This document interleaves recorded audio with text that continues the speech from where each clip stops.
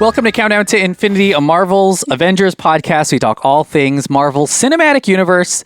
We're back for another episode on the Disney Plus series Loki.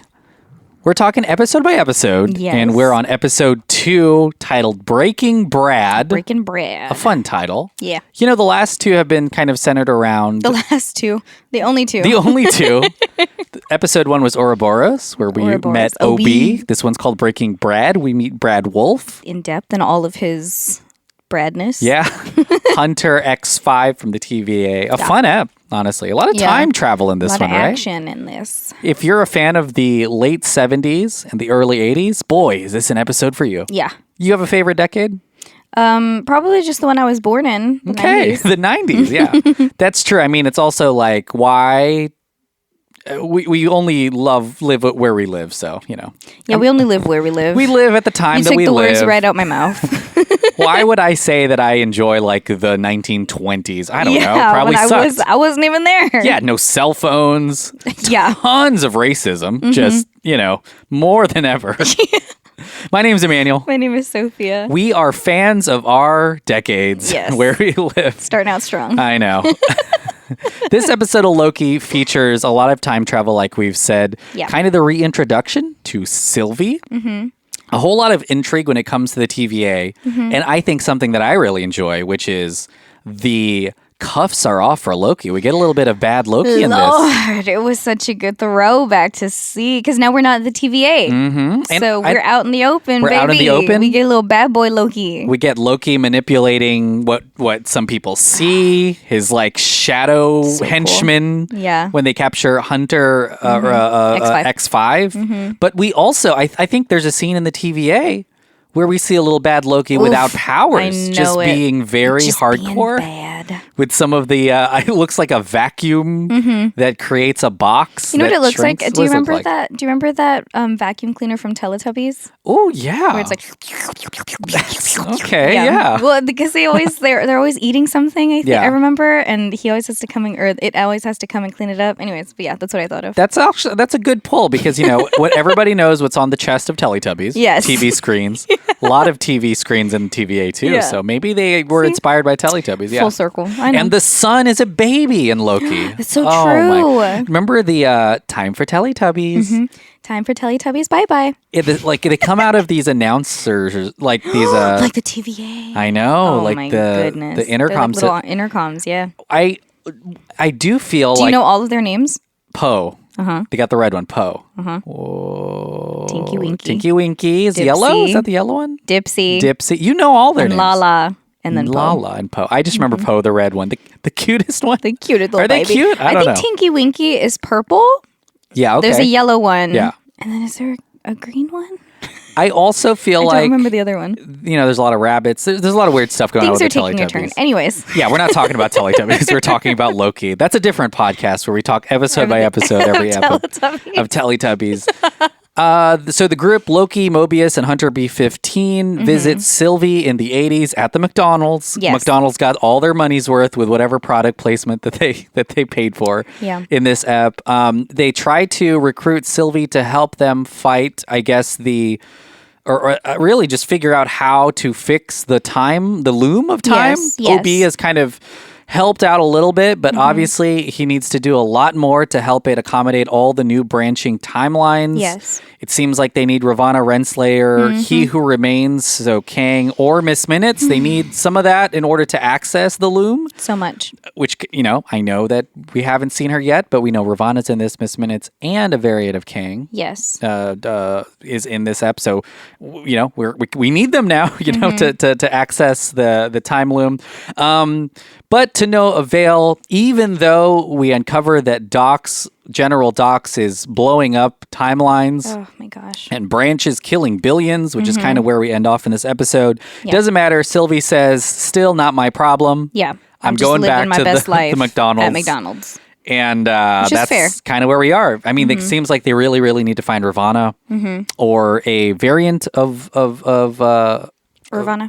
Not a variant of Ravana, but a variant of Kang in order to do what they need to do. Or Miss Minutes. They all know that Miss Minutes is evil now. Mm-hmm. It does end with Casey of the TVA saying that he's found Ravana's temp pad, so they may be going to visit her soon. But Sophia, what did you think about this episode, Breaking Brad? I was kind of excited to see action that was very much reminding me of the old Loki. Yeah. And then so many hair flips that he has produced just in this episode alone. Mm-hmm. If you know, you know. And then also, I love that all of Miss Minutes and Ravana and everything is coming together or just starting to, because we talked about this before, but this series is going to move fast because there's only 6 eps. Yeah. So I was like, we got to get this show on the road. Like, we're already episode 2. Next episode is going to be halfway there. We found Sylvie. We already found Sylvie, and Sylvie's already back at the TVA. Yeah. She was watching, that moment when all of the timelines were going off. It was so heartbreaking. But kind of, I would say, a temporary measure because it'll continue to branch. Yes, and also they were about to lose control anyways. Just unnecessary death. Yeah. Yeah, I mean, there is too much that goes into it. Oh, so you're on the side of Loki then, a little bit. It's hard to say. If there is a way for them to balance all of the branches or for it to not be as catastrophic as it sounds like it is, then let them all hang out. I don't want to jump to the end here, but doesn't it seem like OB, being as brilliant as he is going to fix it? Will be able to fix the loom so that it can withstand all the branches. I don't know. It's not about pruning the branches, it's about the TVA now protecting all of them. Does that make sense? Yeah. Instead of, because for a long time they were just killing off all these branches, which was balancing everything, and it was kind of like ignorance is bliss. You know what I mean? Just out of sight, out of mind. Mm-hmm. But now that you have a visual of what's going on, it really is heartbreaking. Yeah. And to honestly Hunter X5's point, you don't. Owen Wilson and him, Mobius himself, just can't think about what he was before the TVA. Yeah, that's a huge part of this. It's just a fucking rabbit hole. You're just going to be wondering and looking back if you go and see yourself like X5 did. You're just going to be like, well, why couldn't I stay there? Why am I here? Even though this is your reality, because this is, Owen Wilson says himself, this is my life. I am here right now. You can't spend it just wondering what could have been or what is in other timelines. It's just what you got. But it's just a slippery slope when you start thinking that way, and you can get real deep in it. And my assumption is, because even Loki has a conversation with Morbius, and to his credit, Hunter X5 or Brad is still very good at what he does. He's able to get into Mobius's mind. Oh, for sure. A little bit. Loki's mind. He's able to get them kind of second guessing the TVA, but I do feel like we're going to get some resolution there. Mobius is going to get a glimpse of that, his old life, right? That's going to happen. It seems it happened briefly in the first season. Yeah, so, and it's going to, look, you can watch the trailer again if you want to. But and I think that's going to be nice for Mobius, because he does have a little bit of that. He's got a little regret about not going back. But I think he knows. This. Yeah, there's not much you can do about it. No. Yeah. But yeah, and honestly, Sylvie was kind of on the same page. Look, everybody's free, so I'm going to just jump into the timeline that I'm happiest at and just live my life that way. But I think she's going to come around and see what... Oh, for sure, yeah. What is going on and I'm a little surprised because her whole thing was, she wanted to stop the TVA from destroying branches in the first season. And here at the end of this one, she sees Dox, who isn't necessarily... she's still committed to the old mission of the TVA, but so many branches got destroyed. I'm surprised Sylvie wasn't like, look, I'll help you end this, and she goes back. So yeah, I guess she will come back. I mean, she's thinking about it. We saw her at the end of this on her truck. Yeah. Kind of just thinking about her life, I guess, in a way. But that'll be kind of a huge thing. And at least we know where she is if it's time, when it is time to go get her back. Yeah. What do you think about, Loki? We talked about a little bit of his powers in the opening in London with, capturing Brad Wolf. Yeah. But, in the interrogation using that machine, it seems like he has some kind of acceptance of not maybe who he is, because I don't think he's necessarily the villain he was in the first Avengers movie. Yeah. But maybe recognizing that he has the ability to get people to do whatever he wants for good. I don't know. And he's not dumb, right? Like yeah. just because he can't use his powers with the TVA, like first chance he gets, he can totally use them outside. Yeah. Like that's not a big deal. Yeah. And because he has this label as a villain at the TVA, I think he can use that to his advantage too, because we see it with him and Brad or X5, whatever you want to call him. And Mobius was in on it too. You know, he locks Mobius out of the interrogation room. He almost kills, quote unquote, Brad, but you know, Mobius comes back in with, you know, no problem. So I'm glad that I feel like if in that moment Loki legitimately locked out Mobius, then I'd be like, okay, he is kind of you know, he's reverting back to the Loki that we know and love. But, you know, is he closer to Mobius than Thor at this point, his own brother? No. No, you don't think so? No. I think all of his because you remember in the first season, like he's reminded of all of his memories, of all of his grief and all of his bad doings and so on. Like that does something to someone. So there's like a lot of regret, a lot of guilt, and a lot of recovery that needs to happen between him and Thor and, you know, his past life. I guess and everything. so. Especially when you've met variants of yourself. You almost feel smaller and less important because you're like, well, there's a million versions of myself. And it humbles you real quick. Yeah. You see the Infinity Stones in the drawer. You're like, what's the point? What did I do? So he is kind of in a different headspace, which is like... And I think he realizes how important the timeline is and how important this work is, too, to protect the people that are from his past. So, yeah. So... let's talk about Brad Wolf. Brad Wolf is an interesting Brad's an asshole. Hunter. The worst. He is an actor in the Sacred Timeline in the 70s. Kind of fun because if you watched Eternals, you know, Kumail Nanjiani plays Kingo, one of the Eternals, who is also an actor in the Sacred Timeline. And what's fun is if you pause kind of the London moments in this episode, you see some posters for a Kingo feature. So multiple actors in the MCU who are either secret time traveling agents or, you know, famous or straight up mutants or whatever. But what do you think about Brad Wolf? Not just about, you know, who his character is, but I don't know, kind of his weird allegiance to himself. At this point, I don't think he cares about the TVA that much. No, I think a person like that is just going to do whatever they have to be on top or to be happy. Like, he's a very selfish person, like, to the core. You know, so I'm not... I'm not surprised that he was like, no, just leave me in my timeline.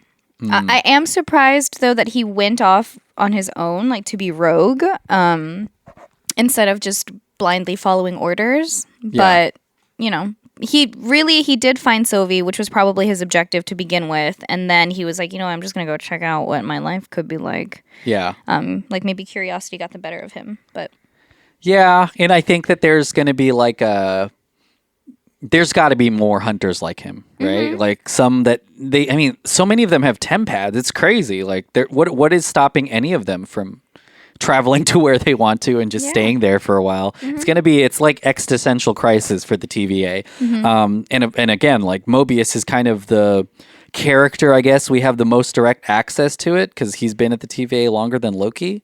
And Loki does know what his life was like before, but, you know, Mobius doesn't. Would you want to go and see your life before? Or would you want to just live just what you're used to? You know, I think what's going to be interesting, and I don't know if this is going to happen with Mobius, but I don't know. Like, I feel like being in the TVA is pretty great. So if you go back in time, and obviously if you're a famous actor... Before your mind wiped? Yeah, before you're mind wipe and you're a big, famous, you know, millionaire actor, I'm sure that's a different thing than if you go back and maybe you are just a jet ski salesman and you've got maybe like nothing else going on or you're unhappy. Yeah. Then, yeah, sure. You're like, I love the TVA. So we'll see what Mobius's life is like. But for me, it's like dependent on that. If I am. But then how would you know unless you go back? Yeah, you kind of do, right? You know, so like you would risk it and just go back? I think it's almost necessary because I feel like you would still have a lot of people who want to be in the TVA if they go back and their life isn't great. And I don't know. And then also like where you are now, knowing what you know, it's going to be tough even if you are rich and successful to deal with like waiting in line at a coffee shop if you're like, well, time, is fake or not fake, but I can easily doesn't go. matter. Yeah, time doesn't really matter. So what am I doing? So that's like a calculation you have to make too. Is even if my life is great, I'm still stuck here. Yeah. Instead of being able to fast forward 100 years or whatever the heck is going on. Let's talk about a character that we already spent a lot of time with, but also gets a lot, I would say, better in this ep, and that's OB, Ouroboros. Oh, yeah. What do you think about him? He's got that line in this episode that I love when he's like, nice to meet you, we're all going to die. Yeah. So funny. And I mean, like, I know he's at the TVA, he's fixing stuff. He's fixing the most important machine, I guess, in the time loom, but I'm kind of hoping he's in it a lot more. And I wish he was with Loki and Mobius as a third because he's so funny. Yeah, he is. I do like the addition of Obi, but I will say I feel like he is going to be, because he's so innocent and because he is so sweet and funny and like kind of naive, but secretly a genius. Yeah. And also the way that Casey is like, oh my gosh, you wrote the manual? Like, like almost meeting a celebrity. That was like, an awesome. Those two together I've memorized it. That was really fun to have Casey and Obi meet. Yeah. But I'm cautionally watching him because of how likable he is. Like, I don't want anything to happen to him. I don't know. My gut is telling me that something is going to happen and he's going to be willing to like sacrifice himself to save the timeline or something. I hope it's the opposite. And which is he is not like in charge of the TVA, but more critical because he's out of his room. He's obviously meeting it, but I'm like, I trust him more than he who remains. And for me, I'm like, that's his safe place. Like, leave him in his room. Like, he's so, everyone relies on him, but like without realizing it, and he's like the backbone of the TVA. Yeah, and it's absolutely. Like, I don't want anything to happen to him. I want him to stay safe. Which leads to a big question mark, which is how did Kang and Ravonna and Miss Minutes, how did they find him and how did they employ him, which is going to be wild if it isn't a good thing, but it doesn't seem like it. I feel like he's a good guy, but I don't know. Like he seems more critical to the entire organization. Yeah. And the fact that he's still able to kind of help is really cool. So, I mean, I hope he gets a promotion rather than has to sacrifice himself. Yeah. Okay, let's talk about another character in this that we spent a lot of time with, mostly at McDonald's, Sylvie. The return of Sylvie. We kind of got an after credits scene where we saw where she was, but she's just vibing in Oklahoma. And she's gone, and we already talked about how we feel like she's coming back. And we do, I guess, see in the first episode that in the future she does come back to the TVA. Yeah. To save Loki. But what's going on with her? I mean, I think that Sylvie, either way, because there's such a strong connection of her and from her and Loki, like they're literally the same person. Like it's not going to change. Like I think they're just tied into this regardless, and both of them, because of their experiences, need to work together with obviously OB and Morbius and everybody else. Like, but depending on what side she's on is the question. Like, is she still going to be super chill about like, oh, let everybody have a timeline and like it's just gonna get kind of crazy, whether it's going to wreck the TVA or not? Because I'm not sure if she cares about like, oh, there's too many and like we need to create a balance and whatever. Like whatever. After she sees them all being destroyed again, like it's hurtful. Like you realize that, oh my gosh, there are billions of lives that are being destroyed. Yeah. So I don't know. I feel like she could also flip because she did in the first season. Like she still killed He Who Remains and took his temp pad. So he's got that. She's got that, which is good. You gotta remember she's a Loki. Yeah, she is a Loki. So, I'll say this episode has like maybe one of the best I would say dramatic moments. I don't know if I'd say like overly emotional, but the Loki meeting Sylvie again at the McDonald's. Oh my God, that slow-mo of just like... Oh yeah, what do you say? Hi. They both kind of betrayed each other. Obviously Sylvie got her way, but it's it's an interesting reunion at least to say, but between the two of them, which is cool. And her decision to go back, kind of a wild one, I think. And I'm going to keep an eye on whether or when, I guess, they return to her. But yeah, I don't know. Like, it seems like maybe her idea was like, let me set the timelines loose. But eventually it'll either be, the TVA is, we need to get rid of the entirety of the TVA. Or we need to have the right people in charge of the TVA. I don't know which of those two are the solves. See, but then the question is, like, who is the right person for the TVA? OB? It's got to be OB, right? Well, I don't know. Like, it depends. Like, I don't know. It can't just be him. It needs to be, like, a board of people. Yeah. That know how to fix. I don't know. And also, like, is there going to be a balance, or are we just going to keep killing timelines? Yeah. Outside of the sacred one or whatever, the main one. Yeah. It'll be kind of... I don't know. I think that's kind of why I'm a little bit, they're moving really, really fast. There's only 6 episodes. The next one will be our halfway point already. That's what I'm saying. And there's so much stuff the existential stuff with the TVA and their purpose. And like we were talking about who's in charge of that and the sacred timeline. But Sylvie's a big one that's still left out there. And it does seem like everything's marching towards a meeting with Ravonna Renslayer. There's a hit off her temp pad, so they know when she is and where she is. And, they're going to go to that place. Yeah. Maybe Miss Minutes is with her too. Miss Minutes we haven't really seen yet. Or Miss Minutes is with He Who Remains. Yeah, a version of Kang. Yeah, because He Who Remains is Gonzo Bonzo. But I don't know. What do you think about Ravonna? Do you think we're going to get some clarity about maybe what she thought was her purpose? Because remember, first step, we also listened to some audio where Kang is thanking her for, coming up. It's like they came up with this elaborate plan to take over the timelines or like find something to balance everything out, but obviously at the cost of lives. But and she was chill with it, which is wild. And then she hired or created Miss Minutes. Created? She's an AI. Probably, right? Yeah, she's AI. Created Miss Minutes to help hide everything and like explain everything in like a nice, fun way. Because if you remember Miss Minutes from the first season, she was like, "Hi, welcome to the TVA." Yeah, super happy-go-lucky. But now we all know she's a bitch. No, I'm just kidding. But yeah, there's just a lot to.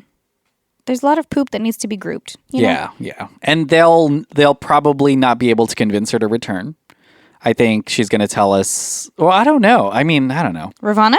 Yeah. Like, it'll be hard to convince her to return to the TVA, but she was on board with pruning it, but I don't know. I think that with especially all of the weird time stuff, we'll see what her arrangement is, I guess, with Kang. But yeah, that's what it leads to, doesn't it? And I mean, she could very well know how...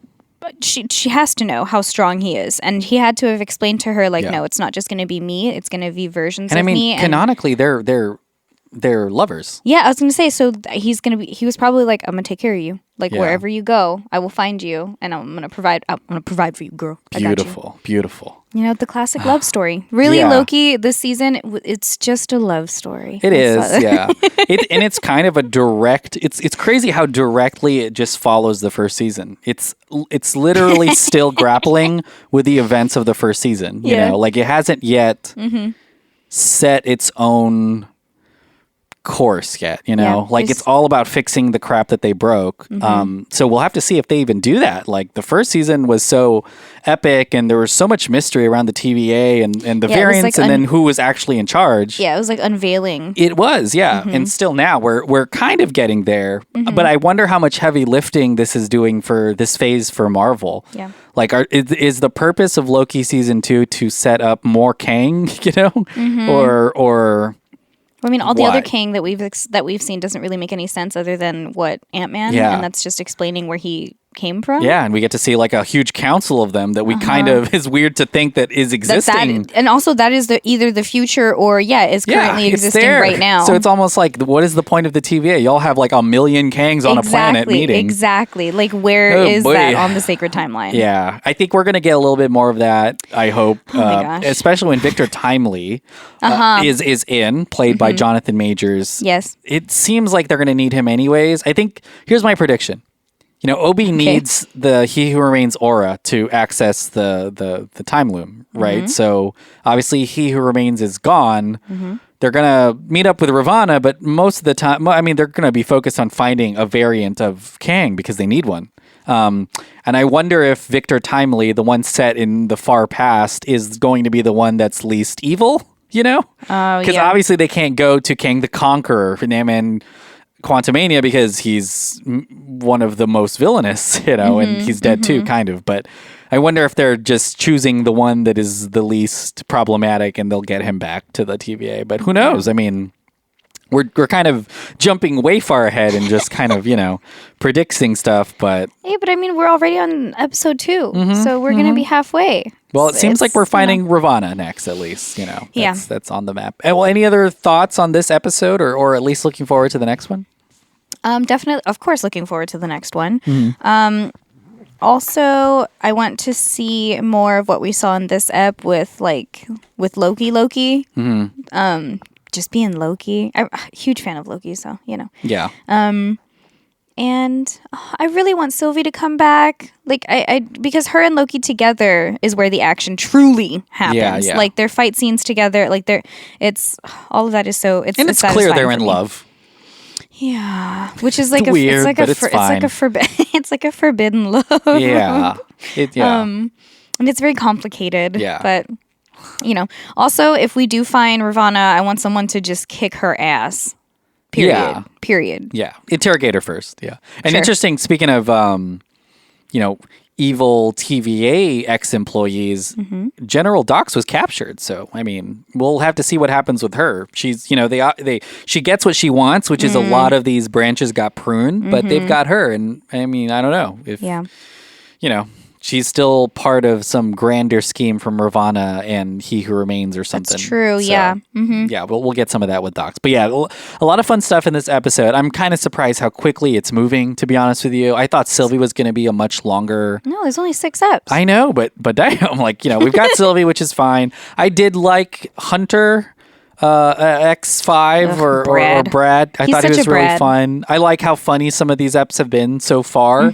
But yeah, I'm interested what the longer, I guess, like storyline is for season 2 specifically. Less so the you know the repercussions of all the branching timelines, because we're dealing with that everywhere. I'm also really curious about I don't know if you've noticed all the doors at the TVA. They've got giant X's on them, like the Cerebro from the X-Men movies. I don't know if they're doing an X-Men thing. I was about to say that's a bit graspy. I don't know if they are, but if they are, that's cool. Like, you know, it's I wonder if it's an Easter egg, intentional or not. But yeah, we see you, Disney. If it is something, and if it's nothing, then don't worry about it. Kind of pretty interesting stuff. And then the TVA. I mean, gosh, the TVA. I don't know. I feel like the TVA is still a necessity, right? Like they're not this. So best case scenario, 2 things happens. The TVA can accommodate and try to solve all the threats to all of the branches. Like, it doesn't matter. Infinite branches, infinite threats, now infinite TVA to help. Or do they just send everyone back to their timelines to live it out? That'll be hard because, for example, Sylvie's timeline is gone. Yeah. So she just picked a place in Oklahoma. Like, how many people are like that at the TVA that have no timeline? And also, how does that affect other timelines? Yeah. I don't know. You can't really dismantle it, right? No. Like no. They just have to do better. Yeah. Hey guys, do better. Yeah. Do better, Problem TVA. solved. Yeah. But yeah, we can't wait to look forward. We can't wait to look forward. We already looking forward to the next app. We can't wait to see it. And I know a lot of people are kind of like, well, I don't know. I wonder what people dislike about the show. There's some people that have kind of some interesting quabbles with it, but I feel like it's delivering in some of the a lot of the action stuff and a lot of the narrative stuff. We got a cold open with Bad Boy Loki in it. I guess we can use a little more OB if we could. When he was walking down that tunnel chasing after Brad. God, yeah. Oh, he Lord. When he unbuttoned his the jacket. Stop it right now. We may see a little bit more of that. Yeah. I hope Loki gets happier. I mean, we're kind of sad Loki right now. Yeah. Kind of doesn't have a lot going on. It's okay. He's learning his lessons. Yeah. We'll be back next week to talk about the next app. And I'm sure there's going to be a whole lot more and maybe some Ravana and some Miss Minutes to talk about, which will be kind of fun. Here, ready to talk about it. But we come to the end of this app. Sophia, what do you have to plug? Just the same old stuff. Thank you for listening to this lovely pod. Please feel free to listen to the other things that are on the Dolphin Pod Network. And if you want to go even further and support us, you sure can at patreon.com/delphinpod, DELFINPOD. You can check out all the stuff that we got going on there, not just from Revenge of the Sequel, and also there's Star Wars Pod, and check out everything that we got going on. And if you want to look me up on socials, everything is going to be at _Simply Sophie, SOFIEE. For sure. Listen to us on social media. Listen to all of our shows. Revenge of the Sequel is back for another season filled with Halloween sequels, which is really fun. And congrats to Dirt Sheet Radio, 100,000 followers. Woo! Isn't that wild? That's such a big number. Way to go, boys. And we've got some exciting announcements coming out with our wrestling pod too. But thanks so much for listening. We'll be back next week. Bye. Bye.